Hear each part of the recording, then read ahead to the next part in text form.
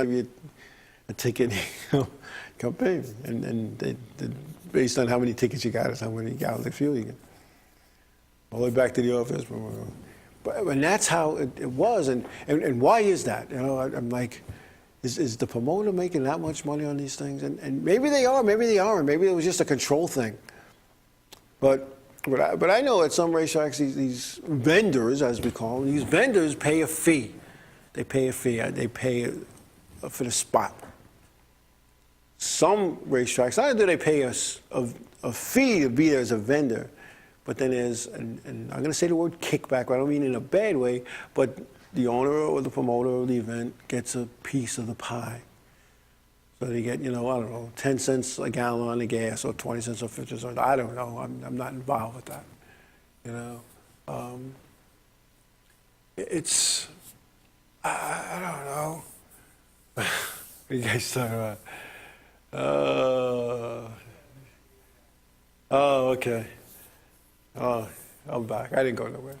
But, when you think about those things, think about, a lot of people say, oh, that tire guy, look, he's charging, whatever, $150 for a tire, $600 for a set. What are you kidding me? I went to a track and such, the same tire was $100.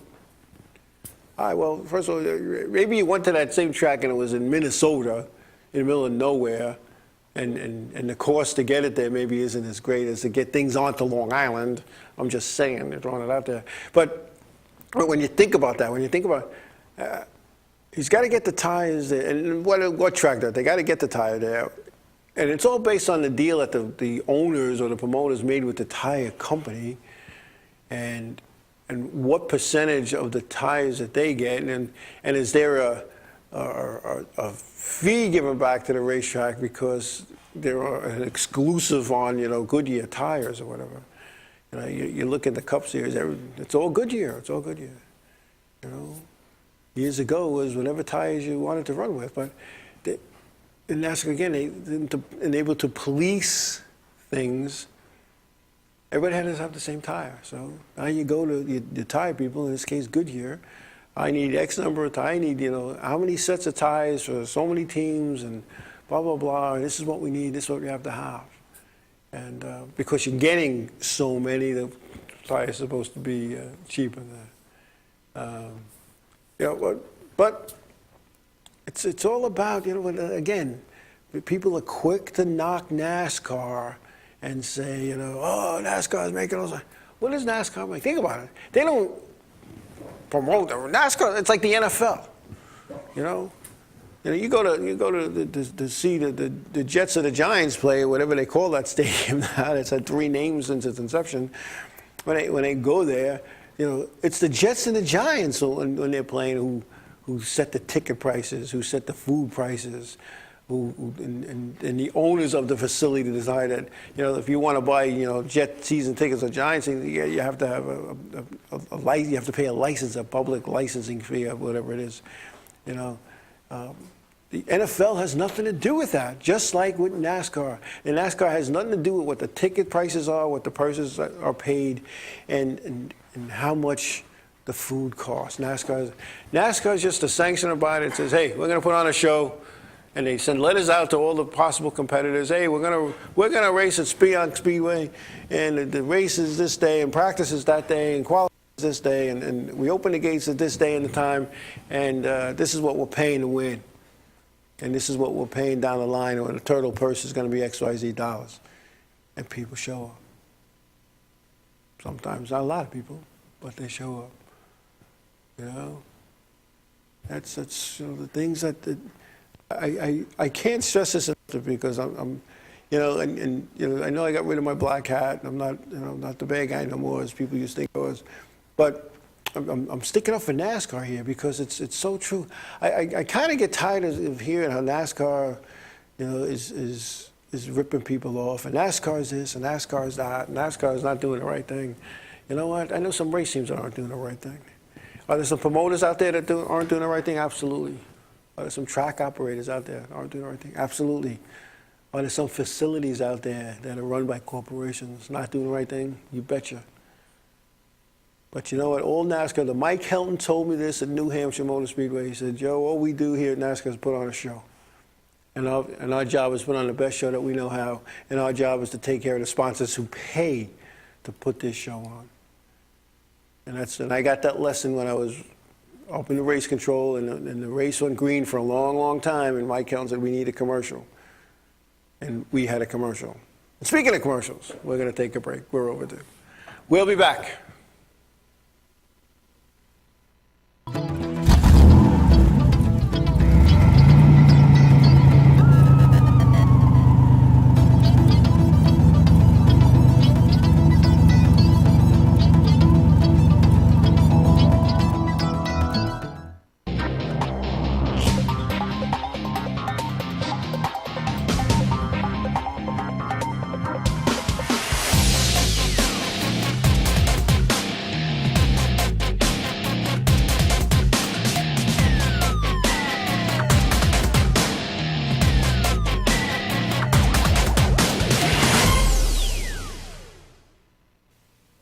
Hey Beatle fans, I'm Glenn Calderon. And I'm Lucy Diamond. Join us every Tuesday night from 8 to 9 p.m. Eastern Time for Beatles Across the Universe. On InRavio.com. Broadcasting to the world. Catch us.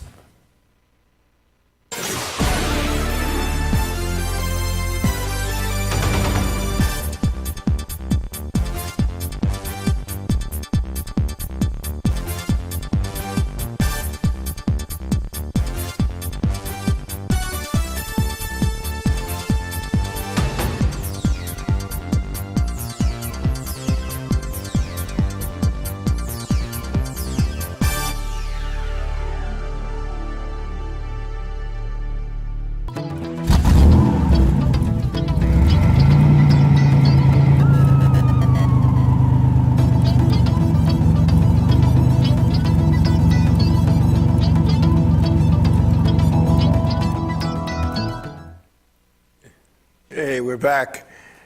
Hey, folks, if you're looking for something to do when there isn't a race in your local racetrack, check out the contest tab and enter to win tickets to one of the many shows at the Paramount in Huntington, Long Island, New York.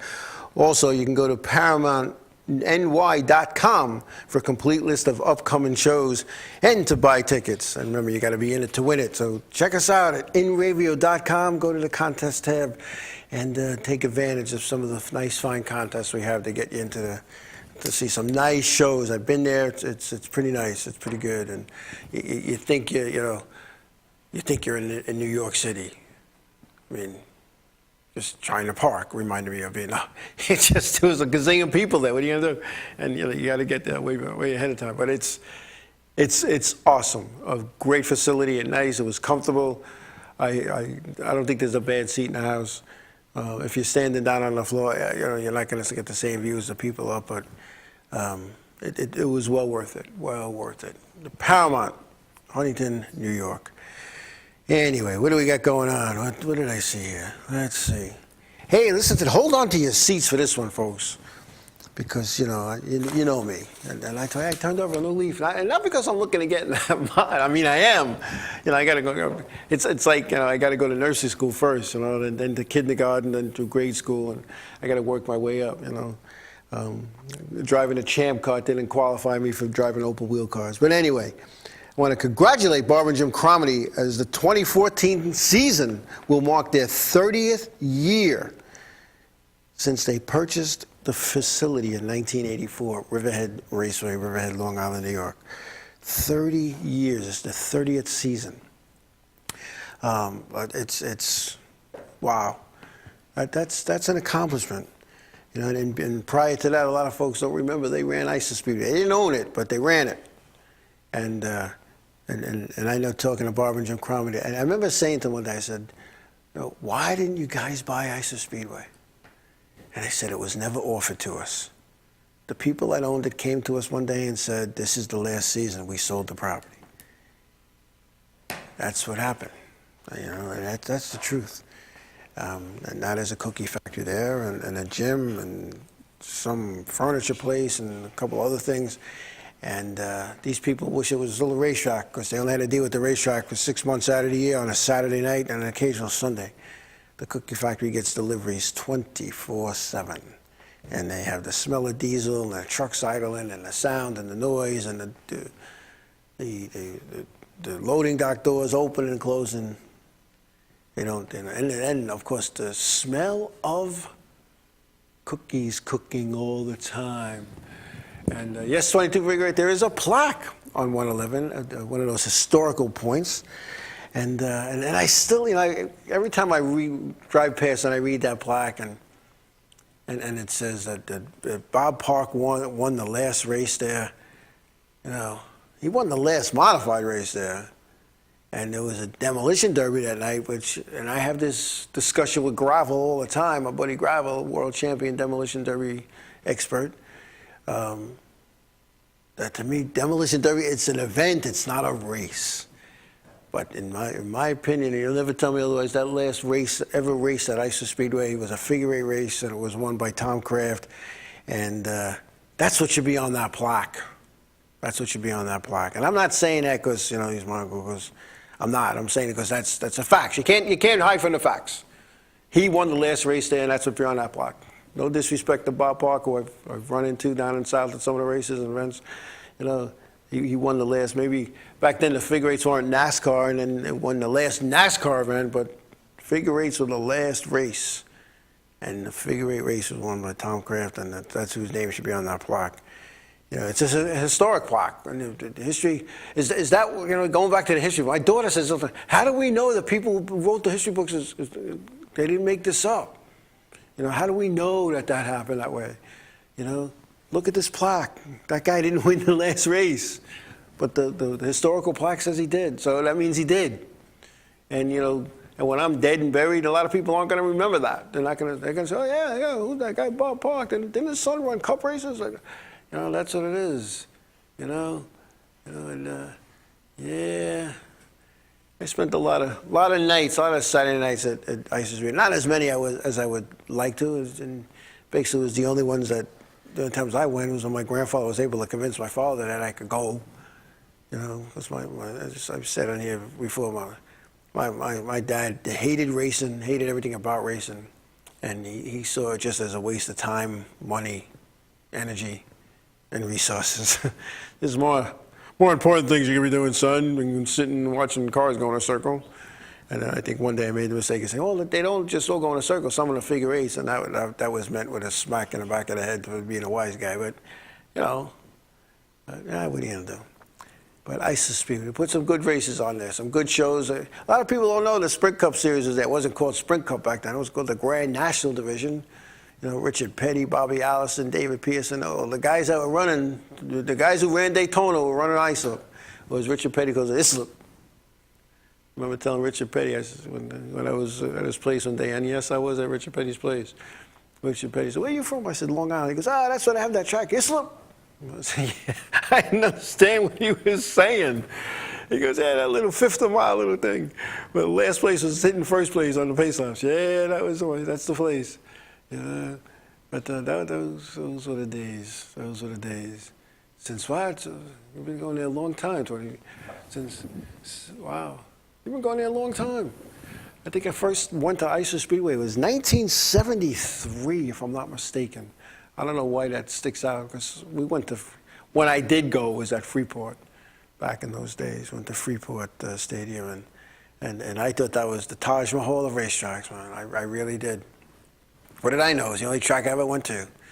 The only track I ever went to. Now I've been all over I've been all over North America, United States, Canada, Mexico, seeing racetracks, and thanks to NASCAR, giving me the opportunity to officiate in a touring series, and not just the modifieds, the K&N Pro Series, East and West, and a couple of truck races there, a couple of nationwide races.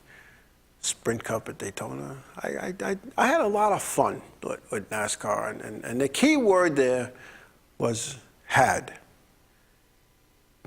Being an official and became a job, and especially when the touring aspect of it got kind of taken over by headquarters. And not that that's a bad thing. They made a decision that, Ed Cox, when he stepped in, Ed Cox did everything. He made, he scheduled the events, he spoke to the promoters, he was the resume committee, and I helped sometimes, and the resume committee, good bunch of people, and I mean that sincerely, and but it was different then. And don't get me wrong, we worked hard. And think when we had 40, 50 cars every week, just inspecting 40 or 50 cars. Think about it. You know, in itself was an undertaking. And we worked hard, but we played hard. Just leave it at that. I have a lot of good memories working, you know, as a tour official. I remember one of the first times that Chad Little came in as a series director. He didn't hang with us like Ed did. He didn't hang with us. When we were done for the day, we went to the restaurant for dinner. Chad didn't hang with us. So here we have is I'm trying to remember we were at Martinsville. That's what it was, at Martinsville. And we're at this restaurant, and all the officials, they always put us in this one room where they could shut the door, and because we were kind of rowdy, we liked to have a good time. And in walks Chad with his wife, and his neighbor, who we just made an official, and his wife, and this official was a friend of mine, you know, John, and he was from Long Island, race modifies in Long Island, but he knew nobody, so he hung out with Chad. So they sat at a different table from us. Well, it was Chad Little's birthday. And we knew at this restaurant, if you told people that it was your birthday, they came over with a whipped cream cake with a candle, and they sang happy birthday to you. And then after you blew out the candle, they mashed this whipped cream cake in your face. Now, we knew that. We knew that. And we're gonna get this Chad guy. We're gonna show him, listen, you need to be one of us, or you need, as one of the lady officials said, he needs to be one of us, or he needs to keep it moving. So we told him it was his birthday, and they go over there and they're singing happy birthday, and we go over to watch. And he's sitting there standing around like, who let the cat out of the bag? Now, you go online, you know, Chad Little, you look him up, you Google him, you get his birthday. And they mashed this whipped cream in his face. He's not a happy camper. But then his wife starts licking it off. It was funny.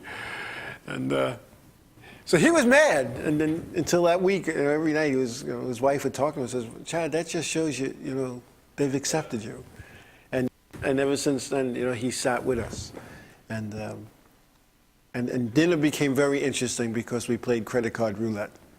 And for those who don't know what that is we'll all sit down, we eat, we all agree. Sit at the table, I still agree, and the waitress picks a credit card out of a hat at the end of the meal, and that's who pays for the bill. So but we had some fun. We had a lot of fun working, and then all of a sudden, it wasn't fun. And I don't know if it wasn't fun because I was an official for 18 years, I was sick of traveling. I don't know. It just stopped being fun. And then things changed. And I was doing a lot of traveling, working a lot of other series. Then I wasn't. I was like, you know. And then you see these new young kids kid comes in, 18, 19 years old, and I remember saying something like, I said, so what experience do you have as an official? Did you race? No. Did you go to races? No. What experience do you have to make yourself an official? He goes, well, my dad plays golf with so-and-so. And I was like, huh? Oh, that's what happens. Your dad has to play golf with, you know, one of the bigwigs. Well, yeah. So I said, so you mean to tell me if we turned the modified upside down and said to you, show us the front and then show us the back, you couldn't do that? He goes, I would try, sir. He was a good Southern gentleman. I would try, sir. I said, no, you don't get it. You don't get it. You need to be able to say, that's the rear, that's the front. I said, even I can, and I'm not mechanically inclined. You know, but nope. And he became so now the second series, nationwide series, and the third series is where I see him on pit road working cup races, and he's on pit stall number 43 either. Unbelievable. So it just became not fun to me anymore, and not that I was looking to move up and be, you know, go work in Daytona, you know, in the offices as a marketing guy. I did that because it was fun, and my, what was it, 12 seasons as a touring official. I had a great time and learned a lot of things, met a lot of nice people. And now I'm involved with some super nice people who you know, when I get the green light, we're gonna go racing. And my crew chief who who reminded me in a voicemail that I haven't called him in 3 weeks. You know, DJ, I haven't called a lot of people in the last week. There's a lot of stuff's going on. A lot of stuff.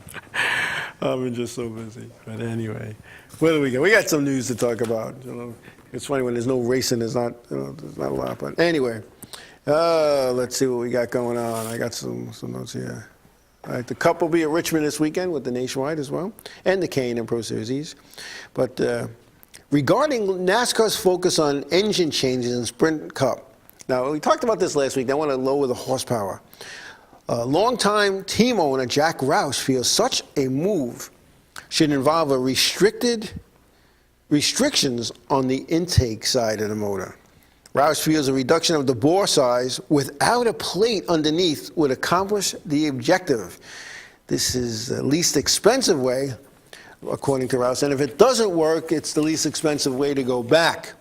Today's Cup engines are limited to 358 cubic inches and put out over 850 horsepower.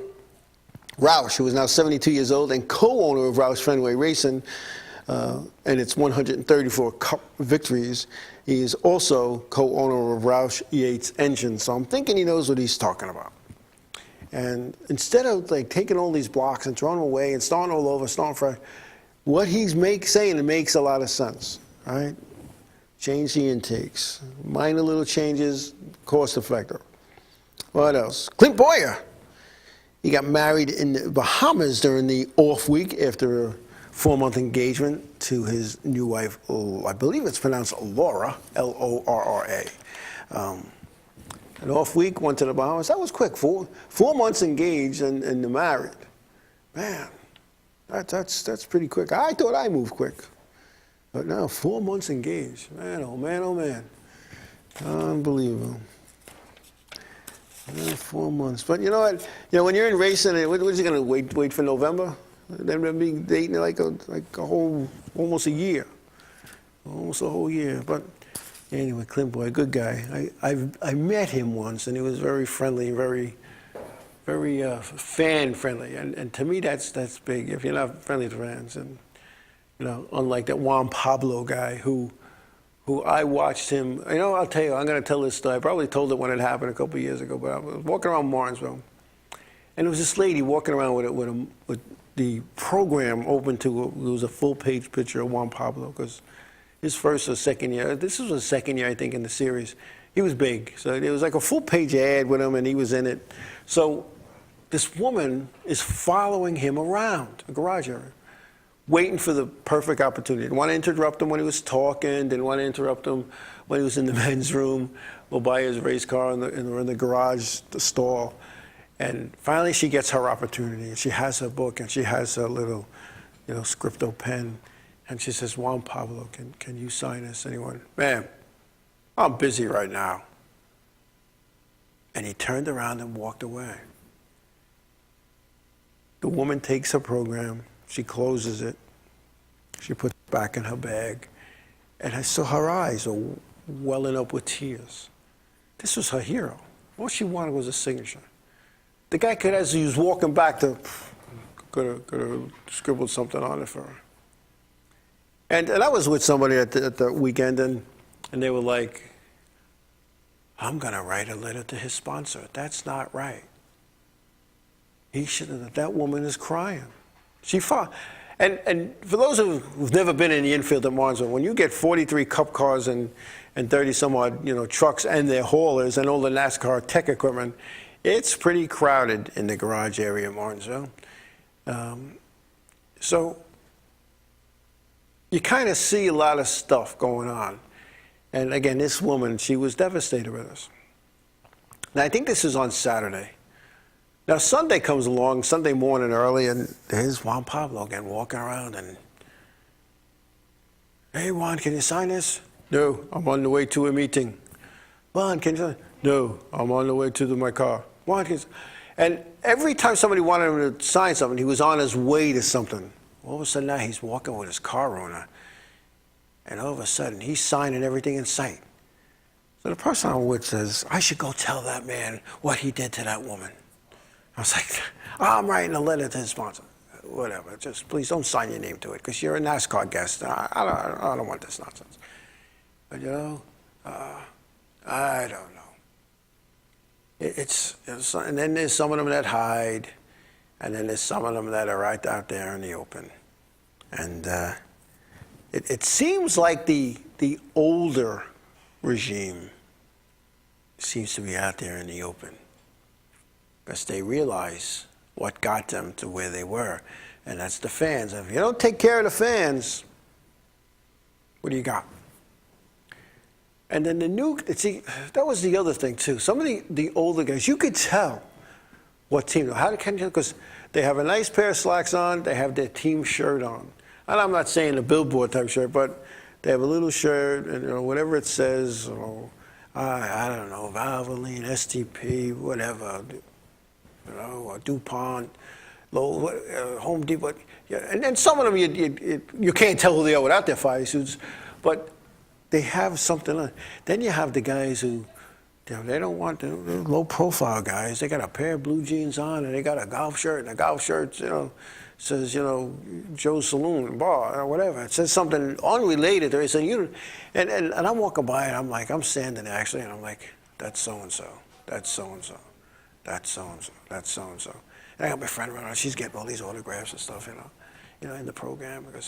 And some of them were like, oh, you know who I am, And then there's the ones that, you walk behind their hauler and they see you and they come out and they talk to you. And then there's the ones that literally they walk with 6 people around them like a wall, like the Secret Service is around the president. You can't get to them. These guys need to know where they came from. They really do. They really do. And then Silverback, that's an excellent idea. Unfortunately, these guys are right on the edge now. They're blowing up motors. They want to take the power away. And the power will still be there with a gear rule. They want to take the power away. They realize these cars are going a little bit too fast. And, and the Generation 6 car, especially the one for 2014, which in my opinion is really Generation 7 because it's a little bit different from the Generation 6 car, but they're still calling it the Gen 6 car. They're different. And they could be a lot faster. And I'll tell you what. Think about how many years ago did Bill Elliott go 212 miles an hour in a stock car? In a stock car. In a Sprint Cup car, Winston Cup car at the time, whatever they call it. It's basically a stock car. The aero package on that Ford Thunderbird was awesome. And that's probably around the time that you don't see this. Even though the cars are supposed to look like they do on the street, they kind of don't. They kind of don't. And, but, I just in my opinion, put the drive back in the driver's hands. An old-time local racetrack guy said to me, sometimes you got to drive this car with the gas pedal, not the steering wheel. That's how you have to turn it sometimes. That's how you have to avoid stuff. That's how you're not pedal to the metal all the time. It's just one of the things. But I don't know. We're gonna take a break. I heard some staticky noise, and that was like the hint. We need to take a break, Joe. No, we need to take a break, and when we come back, we'll get ready to wrap up.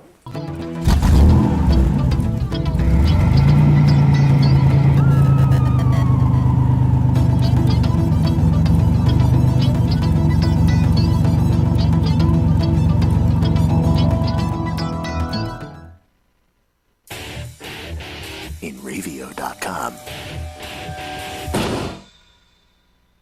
Hey, this is Gina Cotillo from The Gina Show. Come join us every Wednesday, 11 a.m. Eastern Standard Time for celebrity interviews, Reality Reel with Billy Charles, funny stories with Brian Kinnear, and much, much more. The Gina Show can be found only on InRavio.com, broadcasting to the world, so come and catch us.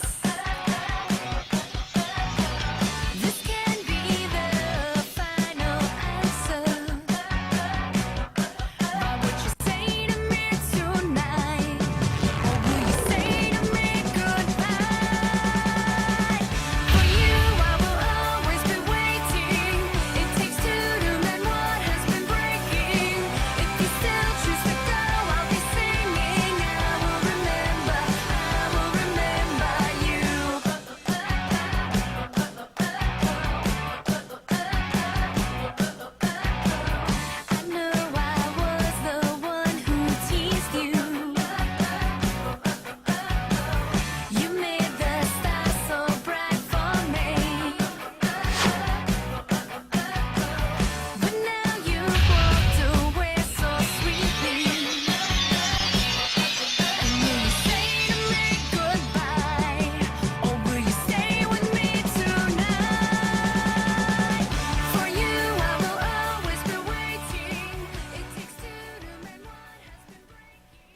Transmission of lice occurs from being in the wrong place at the wrong time. Like catching a cold or the flu. You have guaranteed peace of mind in every bottle of Got Lice because all of our products are completely natural, And organic. but strong enough to cover all your lice removal needs while being safe and effective. Our professional technicians are specially trained with our exclusive proven technique to successfully comb out head lice. We come right to your home at your convenience. Whenever you want us. We bring everything needed to perform a successful and complete comb out while eliminating your head lice. And we leave you with our exclusive complimentary products to use for the next 10 days following our treatment. For free. Our technicians also check all family members who have been exposed to lice. Please visit us on our website today at gotlice.co or feel free to call 24 hours a day, 7 days a week at 646-257-0121.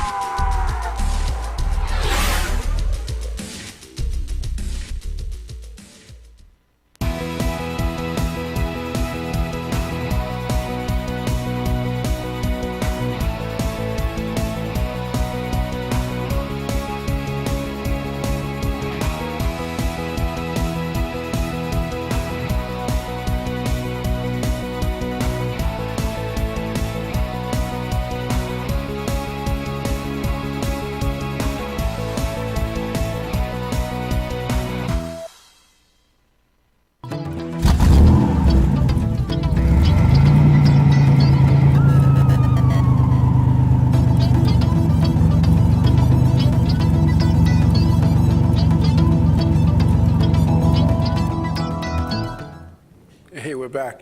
You don't forget Metal Maniacs follows me at 9 o'clock. I just saw one of the Metal Maniac, I think, guys floating around, getting ready to hop into his new studio with nice chairs and nice carpeting in front of a drum set that I keep thinking I'm going to play one night. Maybe I'll play during one of their shows. I don't know. We got to do something. But anyway, yeah, Silverback was saying, change the noses, flatten up that windshield. Take the aero out of these cars. Take the restrictor plates out. Let them go racing, man. Man, I'll tell you. I'm an old stool guy, and like 22 figure the good old days, I remember when I was young, I says, oh, that freaking guy, he's talking about the old days back in his day. Now I've become that guy. I've become that guy. But yeah, you look at, like, I remember when Bobby Allison ran the Chevelle. Remember the Chevelle that he ran? That beat up old thing that he'd go to, on his way to the racetrack, he'd pull the side of the road and go to a payphone and ask if there was a junkyard in the area so he could, go get parts. Imagine that. Imagine that. Now, a far cry from what, Richard Petty did. Richard Petty always had, he had stuff. A lot of people resented him because he had all this STP money. And he wasn't, as some guy said once, I was watching in a talk show, the guy said, and he didn't share it. Why the heck should he share? It's like the guy in your local racetrack. Is he going to share his stuff with you? Come on. I don't know. But the aero, as WJ, my racing says, the aero is to keep the cars out of the seats. Absolutely, I agree with that. I absolutely agree with that. But they give them all this aero, and then they give them restrictor plates, and then they want to take horsepower out of the motors. I think it's easier and less expensive, even less expensive than Jack Roush's theory of changing the ports in the intake. Take the aero out. I don't think they're going to go flying into the grandstands. Not with the catch fences they have today. And you know what? It makes some good racing. Some good racing. Think about it. Think about how quick a modified is at Bristol and New Hampshire with restrictor plates, faster than the Cup cars with their 850 horsepower motors, and they're still faster because horsepower beats aero anytime. Chucky Stoyer said that to me one time, and he told me to pay attention to the times, the modifieds and the Cup cars. Pay attention. horsepower beats out, and we're talking, we're not talking pure horsepower, we're talking torque. But the way a modified comes off the corner, yeah, granted, it weighs a lot less, at least 2,750 pounds on average, as opposed to 3,300 pounds, but you know what? I'll take a modified stock car coming off a corner anytime. Hopefully I get to do that real soon. It's funny, I have this nice pretty fire suit. I'm all dressed up. I don't know where to race yet. It looks like we're going to be waiting to Riverhead. And I think I mentioned a couple of shows ago that I was working on a Riverhead deal, and I was waiting for somebody to ask it. Nobody has, so I'm going to tell it because I don't want to give away too much information, but I had spoken to a car owner, a modified team owner at Riverhead about borrowing or using one of his race cars because I needed laps. I needed laps in an open wheel car. And the deal was like, like I said, that when I mentioned on the show, 99% there. Well, this team had a falling out with the racetrack, and it doesn't look like they're going to be racing there.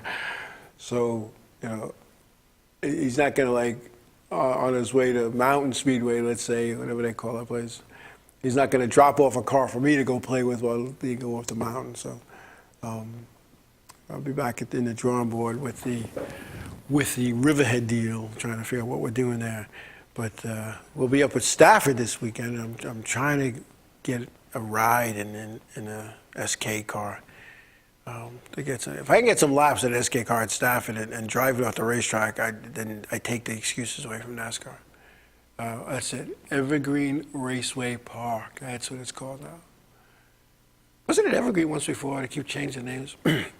But doesn't matter. It's still a racetrack, and it's still a fun place to go. I would have never went there on my own. And WJ, myracenews.com, convinced me to take the road trip. And I'm glad I did. I had a great time. And it was weird just sitting and watching racing. My races, because he knew, because I know I put WJ sometimes in the best one. Listen, WJ, I got to tell you this, it's between you and me. And I'll tell you what, in all the years I've known him, anytime I've said it's between you and me, that's where it stayed. And a lot of people can't do that. A lot of people say, "Oh, yeah, no problem." Then what they do is they tell everyone, "Hey, look, know what I heard? Just don't tell nobody. It's you and me and you." And by the time you know it, 157,000 me and yous know what only one person was supposed to know. But anyway, that's what we're doing with my Riverhead deal. We're trying to get something happening for that, because I want to get some laps in there before the tour race, and not because I think I need the experience. I mean, I do, but 3/10 pole home. And I don't want to spend $1 gazillion and do 2 laps. Because it's very expensive to race a tour mod. And when I say it's very expensive, just, think about getting my car there from Riverton, Connecticut. That's like 3-4 hours. And they're going to drive around because they're in the northwest corner. The shop's in the northwest corner of Connecticut. Basically, you could throw a rock north and hit Massachusetts, and throw a rock west and hit New York State. So it's up there, and just fuel for the truck and whatnot to get down. Then 6 tires you got to get, so that's another, I don't know, whatever, $1,200-$1,300. Right front goes for $1,000. So you're looking at $2,000. That's $1,000 a lap if you don't make it. I'm like, oh man, no, we gotta leave it. Man, you're right. So I'm not gonna tell too much, but that's basically where we're at. We're trying to make it happen. We're trying to put some things in place, and hopefully, like I said, get an SK car at Stafford, and Waterford as well. And do some MRS stuff. The only good thing I see out of this whole thing with NASCAR kind of pulling the reins on me, I guess, is that in a season where there appear to be 6 or 7 rookies, I don't have an even shot at being rookie there, and I'm not going to have enough races where it's going to affect my rookie status, so I'll have enough. I'll be able to go for Rookie of the Year next year, because hopefully I have all my races in place, and we'll see what next year brings with New Smyrna. I really need to. I just need to shut people up. That's what I need to do. So, well, to save his friend case, they don't, but I know somebody who does, and we're negotiating for something. In fact, this just came into place today. Negotiating for an opportunity to rent a Sunoco mod, which is the equivalent of an SK, at Thompson, which will qualify me for the larger tracks if I can make that happen. And basically, as it was put to me, just show I can control it, show I can keep the wheels on it, and then we'll go from there. So I want to, like I said, take away all the excuses and do this. I'm not the same race car driver I was 20 years ago, as 22 Figueiredo test to. Him and I, man, my red car had sometimes some of his paint on mine, and I always like a door that was just freshly painted and numbered, on his car. So I don't know. Well, what are you gonna do? It was the good old days. You look back and there's just certain guys you see like I was a magnet to. I don't know. I guess you know what I didn't learn then, and that I've learned now is you got to know who you could race with, who you got to let go by, and who you got to go by. And I thought I was, I thought I was like the I don't know. Let's not think what I thought. I just thought I was a lot better than I was. Because sitting in the grandstands, it looks real easy. And the Thompson, they don't have a Wheeler Modified Tour race again until August, which if I can get, like I said, getting in the Sunoco Modified, I think is what they call them. But hopefully we can get some laps in there, get some races in there. So anyway, let's see. Yeah, everybody. Yeah, you guys.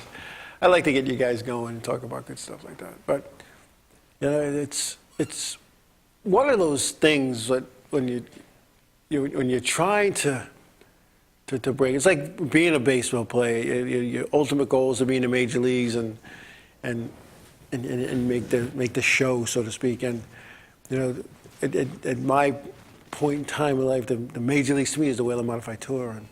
And although I never raced the modified at Riverhead, I raced everything else. And sometimes under a fake name, and we're not even going to go there. My right-hand man at times says, who's going to know? Who's going to know? I'll tell them you're in the bathroom, don't worry. He always had like a way to get me in and out of things. But anyway, so I'm getting like this signal. It's almost time. I can't believe this. Where has the time gone? 2 hours sometimes just doesn't seem long enough. And I believe I'm the only 2-hour show still here at In Ravio. Not because, for any other reason, but that's how it worked out. But a 2-hour show. Who knows what the future will bring for the 505 on Racing Show? But I know I'm having fun, and I hope you guys and gals are enjoying it too. So anyway, we're gonna start wrapping. What are you guys saying? No better listen. Goggles Paisano, that was a good guy. Goggles Paisano. I never raced on it. I'm not going to even tell you what names we used. Harvey Wallbanger. Yeah, that was me. Yeah, Harvey. Anyway. Hey, listen, folks, we're going to wrap up. Again, keep the Hyde family in your prayers this week. We lost a good guy. Again, we don't know what caused this or the whys and the why nots, but as Richard Petty said when he was utilizing his grandson Adam, you can't put a question mark where God already put a period. And my prayers are out to Kenny Hyde and his family as the staff of In Ravio and the 505 on Racing Show offer our sincerest condolences to the Hyde family at this difficult time. So anyway, I want to thank everybody for being a part of my show tonight. Appreciate you taking time out of your busy schedules to tune in and talk some racing with me. Hope everybody has a good week. I hope to see some of you folks at Stafford. Tell somebody you love somebody, that you love them, and God bless you all. Be safe, be well. Good night.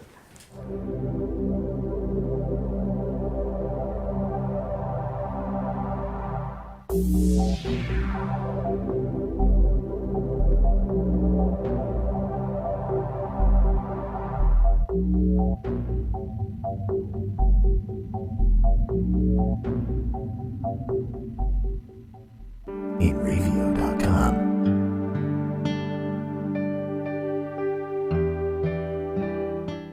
The world of advertising has changed. Radio, TV, and newspaper revenues have declined drastically. Why? Because businesses have realized that advertising return on investment isn't what it used to be. So what can we do about it? Well, that's easy. Advertise online. Own a local restaurant, real estate agency, or even a national retail chain? Whatever your business, InRavio can get your message out there, and we can do it at a fraction of the cost. Call today and see the difference for yourself. This isn't TV. This isn't radio. This is InRavio.com. Hi, I'm Dave Canfield, host of Nerdgasm. I'm Joe Winchell. Nobody likes me. And I'm Peppercorn Montgomery. Tune in every Wednesday night only on InRavio.com to hear the greatest nerd discussion of all time. It is Nerdgasmic. It'll be the best nerdgasm you've ever had.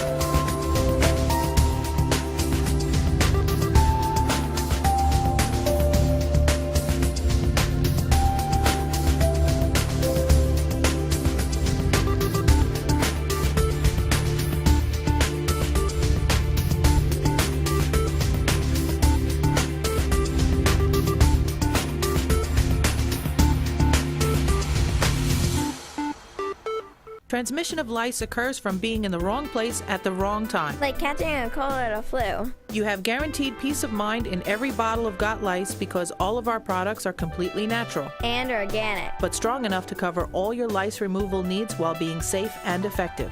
Our professional technicians are specially trained with our exclusive proven technique to successfully comb out head lice. We come right to your home at your convenience. Whenever you want us. We bring everything needed to perform a successful and complete comb out while eliminating your head lice. And we leave you with our exclusive complimentary products to use for the next 10 days following our treatment. For free. Our technicians also check all family members who have been exposed to lice.